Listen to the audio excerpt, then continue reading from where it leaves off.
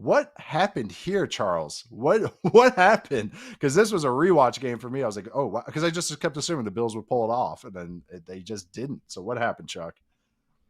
Their defense sucks, bro. Like Yep. that is a serious, Yep. very serious problem for them. And I think what today showed is like once they get into the playoffs, if they're not, if they're gonna have games like today where you know once they get to the red zone, or even today they only got Yeah. there one time, which is kind of crazy for Buffalo. They need to score touchdowns because they're not their Mm-hmm. defense is not going to be able to hold up against some of these tougher offenses when it comes to playoff time. I mean, De'Von Achane is a great player. I have been campaigning for this guy to get traded to a team that needs a running back. But man, like they shouldn't be running all over you like this. If you're a team that has like Super Bowl aspirations, Mm-hmm. that's pretty alarming. I think the fact that it just looks so easy for them when they needed to when Miami needed to run the ball to close that game, it looks so easy for them. Like they were ripping Yep. off big runs left and right, and that's really alarming. And you only scored 13 points in a game where Josh Allen still had a pretty good day. 52% success rate, which was higher than the Dolphins for the day. I thought he had some pretty big plays in the second half, but the turnovers, red zone inefficiency, lots of pressure today, just really, really sloppy football for the Bills. And I think that's two games that I would call it that I've seen this year where they played today against the Dolphins, and then the Falcons game on Monday night a couple weeks ago, where it's like, man, you guys are better than this, and you didn't play better than this, but the defense is really, really a big concern now, I think, for them. And has been the whole It, time. it, I mean, come on, they it stink. has been. They pitched. They had an amazing game against the Chiefs. And I get it, but it's a hyped up game at home, and it's a familiar opponent. I mean, this is a familiar opponent, but it's a division opponent. But Mike McDaniel's still pretty damn good at down up ball plays. Like Mike McDaniel's either going to be the Dolphins head coach still doing this, or he's going to be the highest paid offense coordinator in the NFL, or should be the highest paid offense coordinator in the NFL next year. But I do think he's staying. But it was just, this has been my concerns with the Bills. It just hasn't totally bottomed out where, they pull off the game with the Chiefs. They have other moments too. And the offense has been rolling even when they've had weak moments on defense. You got to remember, even when they played the Panthers and they just absolutely swamped them, the Panthers were moving the ball. It was just, they got the turnovers. And that's the thing with a defense like this that always has generated turnovers at a high rate. Don't get me wrong. It's been part of their whole identity. But this is where my hesitations have come with this defense is their back seven isn't as tight to the football as they used to be. And why that's a big deal is you get more bodies to tackle. And if you're going to be light, especially the linebackers, you need bodies on the ball. And also, when you have bodies on the ball, guys can punch at the football. More PBUs happen, more tip balls happen. The ball goes in the air, and then there's more bodies near it to make a play. So that's why this defense is so reliant on those. But even those are going to be so scattershot based on the opponent, especially an opponent that can, just manipulate you. I thought the Dolphins toyed with the Bills linebackers all day. They just toss stuff, wind back stuff, a lot of screens. And I know the Dolphins do that, but it was a lot more horizontal. And it felt like they just stretched the Bills sideline to sideline and then were just getting them everywhere they wanted. Jalen Waddle catching the long touchdown, which was awesome. Kind of was funny that because the Bills tried to trade for him and they got all reported this morning. And then he just catches that touchdown. So that's just like a little dagger, just a turn right on, to the Bills. But yeah, James Cook had a fumble when the Bills were driving. Josh Allen had an interception near the goal line. He had a fumble and a QB sneak where it looked like a bunch of lions trying to take down an elephant in the safari. But it was just I don't know. The Bills just don't. This is why I'm so worried about them. We did, Matt and I did our top 10 power rankings, and I couldn't call them a clear contender because I'm just so worried about this defense. So I mean, it's a huge Achilles heel. Yeah, I might blow your mind here right now because I was noticing this when I was watching I first noticed it during the when the Dolphins crapped all over the Falcons, and everyone's going to that game saying, "Oh my God, Bijan Robinson's gonna do his thing. He's gonna run for 1,000,000 yards." Didn't happen. Then today, James Cook didn't happen, and he's had some great games this season. They kind of punched in the mouth. And think about how the Dolphins started the season, all right? And this goes back further than even the Falcons game. So I'm going to take you all the way back to week 6. Since week 6, the Dolphins are the Dolphins defense, first in EPA per rush, fourth most, 0 or negative rushes. They have the 4 tie success rate, and they have allowed the third fewest runs of 5 or plus yards since week 6. That's going Whoa. back to their loss against the Chargers. Now, they've only won 2 games in that time span, but like you've shut Right. down Bijan Robinson, you've played well against James Cook, you played the Ravens in that time span, and you're Yeah. in first for almost the past month, month and a week of football. So that's a pretty big turnaround from when they were getting absolutely gashed by just about everyone at the start of the season. Yeah, I was calling them the white flag defense because it was just every play Yeah, they're just like, no, no. that needs Absolutely. some I further investigation, I think. Yeah, I mean, Further that's investigation. what's been so frustrating about them. I think even to start the year was like even talking before the year, we're like, they kind of feel like an off team this year. That feels like that's going to crap out on them. But they got some cool defensive front players. Like they Yeah, actually got some cool guys up front. They trade Jalen Phillips, and they're still doing this. Sex Salier, I always mess up his name. He's a great player, but Siler. Sallard, he had a nice day. Actually, has his picture pops up on the YouTube show. And I thought too is just Jordan Brooks had a really nice game. He's just a good player. Yeah, So I mean, the Seahawks worked out okay, but I'm still shocked that they let him go. And he just didn't get a big contract relatively for linebackers. But I just think too is just that's a great little stat because I felt the same way. Because even like fantasy reasons, a lot of people are just I'm looking at them going like, yeah, they're 32nd in defense, 32nd against the run, all that stuff. So definitely does feel now like they're they're actually first. not white flagging it. Yeah, First. Wow. yeah first over the past month in run defense, and now if you take it for the whole season, they're up to 10th in EPA per rush, defending it, which Wow. is wild. Yeah, so I might have to go Yeah, they back and played watch some some of that decent run film games. to see what's going on there. Yeah. Go check out what they're doing. I know. I mean, it didn't Buffalo feel lucky. I not mean, doing well though. they got the turnovers. Yeah, Yeah, Bills have the Bucks next week. Then they have the Texans on a Thursday night game. 2 of the weaker run games, at least. So, I know they're having nightmares about Achane, but at least these 2 run games, I think, are both bottom 5. So I should help them out a little bit. But yeah, I can't get over this Achilles heel. I love the offense, and even if it has moments of frustration, Josh Allen's Josh Allen, and Cook yeah, was banged up going into this week, but I'm not excusing them all of it, but they just feel so just not complete this year. That's the defense is just the like what I like epitomizes that I think. yeah. Let's get to low number 2. Wow, another It's funny. another game of our involving a Florida team, I guess. But as we go north in Florida, the performance went south. Jaguars blow a huge lead to Davis Mills.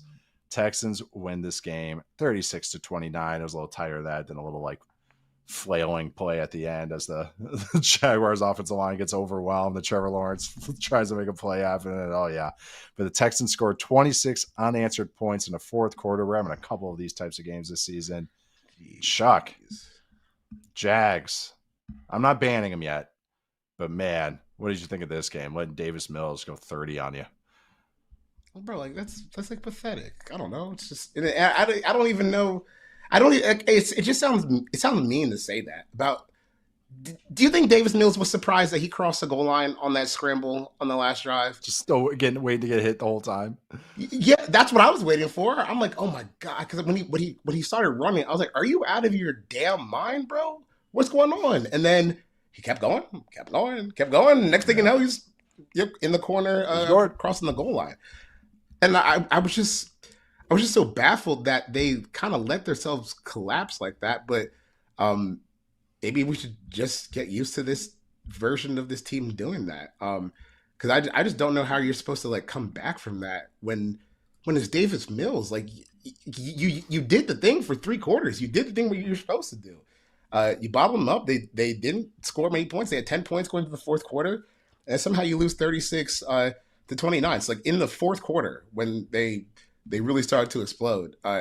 Davis Mills, zero point 0.6 EPA per dropback, 52% success rate, 0 sacks. I mean, it was kind of shredding. And then he had the big scramble to close it out. So when you get that Coup de production grace. from when you get that production from your team and the other team gets 11 yards in the fourth quarter and they had 2 yards going to the final drive, you might have a chance to come back. But good God, that's Mm-hmm. just so embarrassing from the Jaguars. And Trevor Lawrence in the fourth quarter, 0 for 1 in terms of pass attempts. He had 6 dropbacks. He was sacked 3 times.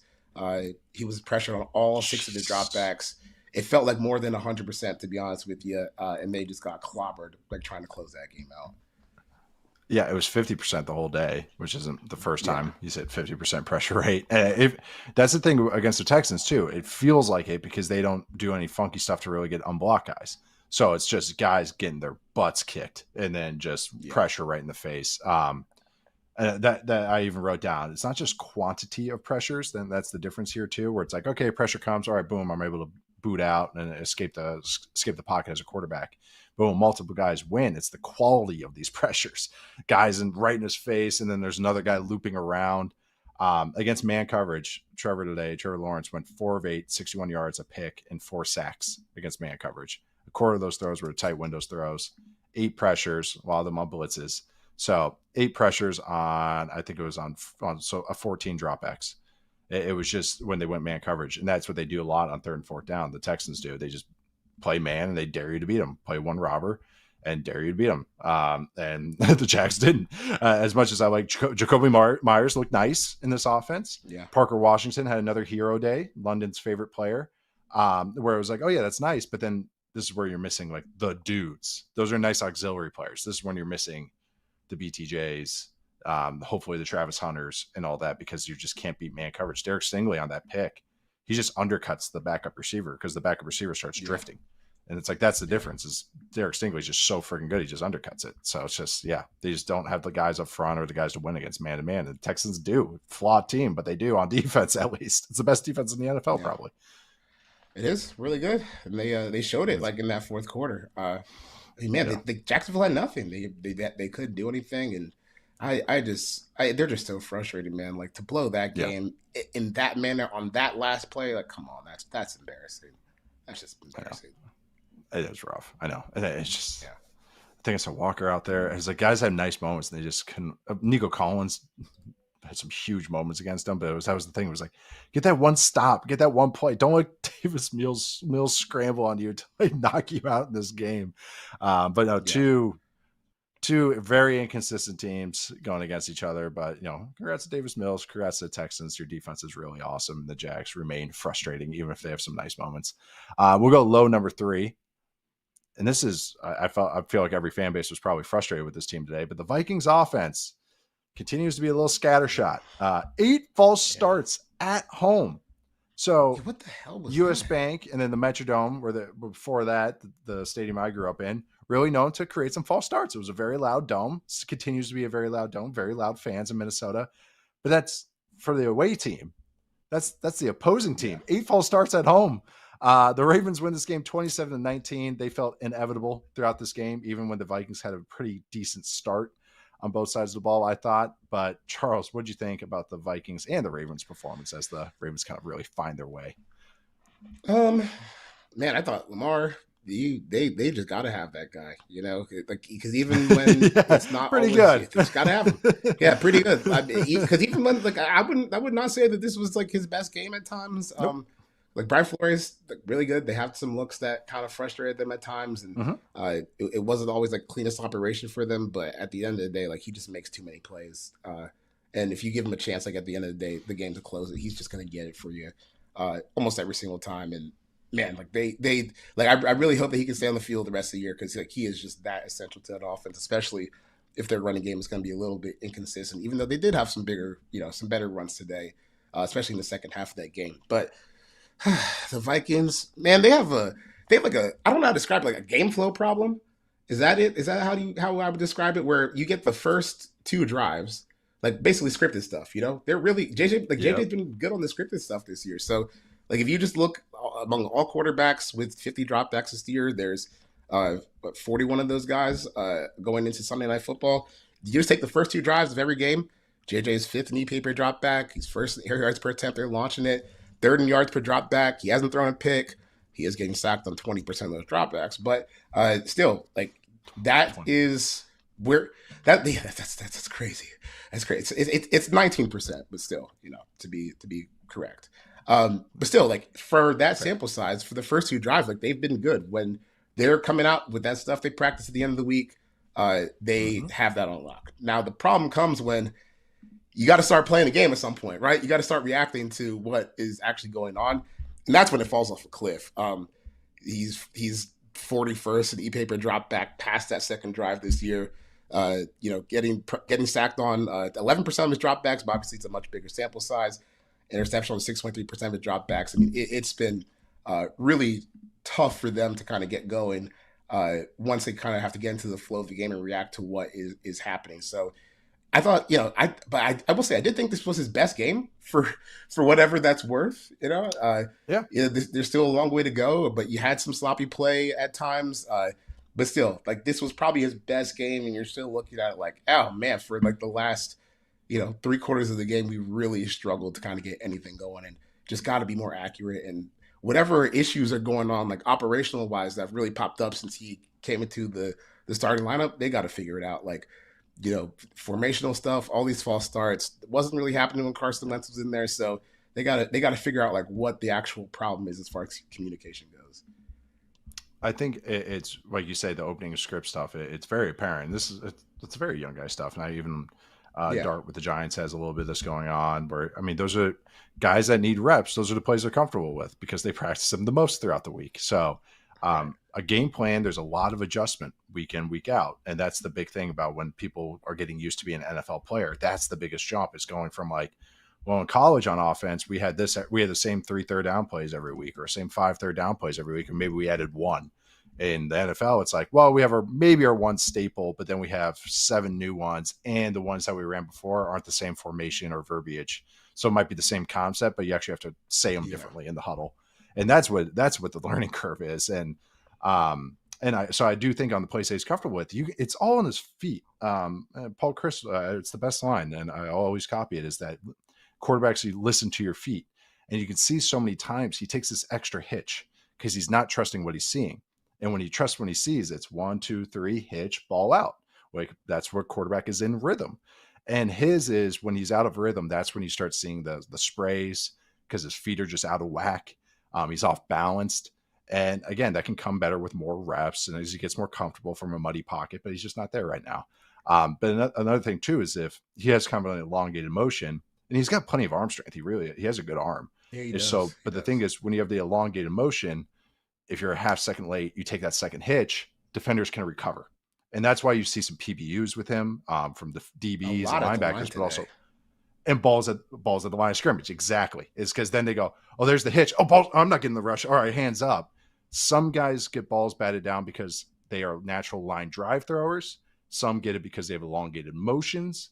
Like a guy like Justin Herbert just gets balls batted down. It's just his throw style. It is what it is. It's just how he throws. Caleb a little bit has that. McCarthy has that sometimes, but he can help it out, I think, if he just quickens it up. But again, I keep using this. It's the catch-22, is that he needs reps to quicken it up. And so that's what's encouraging, is that we got to see a little bit today. I thought throwing between the numbers, again, is something that he has some nice moments, but it just kind of goes up and down. He was 9 of 21 for 90 yards and 2 picks thrown between the numbers. One of those was the Jefferson pick, or actually both of them were Jefferson picks. One of them was, though, he steps up, a nice step up, but then he throws it late into double coverage to Jefferson down the field. And it's just an easy play for the DB. But yeah, it's just, again, need reps, but the run game looks good. I will say that Jalen Naylor was the leading receiver for the Vikings. Kind of a bizarro game for the Vikings, but they have some good receivers right now. Yeah, I think Marlon Humphrey is going to be having nightmares about Jalen Naylor for a minute. He cooked him today. He did. That was just a really interesting game. Really interesting game. I don't even want to sound that game. No, I don't think anyone felt good after that game. And like, man, the refs have got to get out of some of this stuff, and just like some bizarre decisions. Like, I didn't understand like how that wasn't an interception. Because I feel like we see plays like that all the time. Like, I thought the ball was allowed to touch the ground as long as it's like being secured. And Mike Pereira was like, I'm a little bit confused there. And then, well, they had I think they even had like some DPIs on like third downs that pushed the Vikings forward a little bit, maybe where it looked sloppy, and then they were able to capitalize that to their credit. So, like, just I don't know. They got to get better. The offense sucks right now, and I still just don't see why there's such a big problem with saying that. If they continue to get this level of production from JJ McCarthy, they're just not going to win many more games for the rest of the season. That's just what it is. It's just too hard. Yeah, it's just not there all the way there yet. Yeah. I mean, it's just it is what it is. When they're off the opening script, or they have to have a good like a game last week where they have a good game script and everything, where he doesn't have to throw it 40 something times like he did today. That's not what they're built to do. No, they've never been built that way. They leaned into it a little bit last year with Darnold and what their passing game was, but right now how they're built, they should be a very balanced. It should look a Diet Coke version of what the Packers do. And I mean that in a complimentary way, where it's a lot of jabs in the run game, a lot of jabs, and then a couple haymakers. All right. But we get enough explosives to offset the bad play. So he only took 1 sack too. I will say that with McCarthy. So that's another improvement thing, but pressure kind of unravels him still. The one thing I also want to kind of part on this is Raven sided is like Henry looks so much better with Patrick Ricard back there. He's like definitely a fullback running back or a 2-back running back, but just I think Father Time is catching up just a little bit with Derrick Henry, and I just want to say that out loud because Keaton Mitchell's getting touches for a reason, and I looked it up. It's not just eye test. Derrick Henry's average speed is starting to drop a little bit. 2023 11.62, 2024 11.58, so about the same. This year 11.25 miles an hour. Amount of plays where he reaches 15 miles an hour or more, a top speed of that. 2023, 10%, 2024, 11.7%, 8.3% this year. So again, not just a total fall off awful or anything like that, but it's apparent to me. He had a play he slipped on today. He's had a couple of those, a couple of times where he's bouncing, like he's running into the back of the guys and he just doesn't have the juice to kind of like redirect himself. You know, if you watch Jonathan Taylor sometimes I think he has good vision, not the best vision I've seen, but he'll bump into a guy and then he can kind of recover and then get north again. Like Nick Chubb, when in his prime, was another back like that. But when I watch Henry, like there's a couple times where it's like he can't recover how he did. He can still get those runway runs. But yeah, I'm just keeping an eye on it, just in case, because I'm feeling better about the Ravens. I'm feeling better what they're doing with Kyle Hamilton. Yeah, me too. Feeling better. Draymond Jones up front. He was awesome today. Draymond Jones, he was crazy. It was one of those where I was like, oh yeah, you got him. Like it was one of those kind of games for me. So like I'm liking where the Ravens are going. They have the 4th easiest schedule left this year. The Ravens do. You think they're winning the division? Like where they're going right now? Are you feeling good about it? Ask me in 3 hours. Okay. 3 hours. Fair. Yeah. I'll ask you at the end when we do the post Sunday Night Football recap. I'll ask. That's perfect. I do think they're the best team in the division, though. I'll say that. Yeah. Whether they can catch up and close that out, I don't know. They don't feel cheap good now. Like there's a little bit more substance going on. So definitely. Yeah. The Bears game, you can start seeing it. They get Lamar back. Okay. They're starting to kind of get rolling a little bit, but yeah.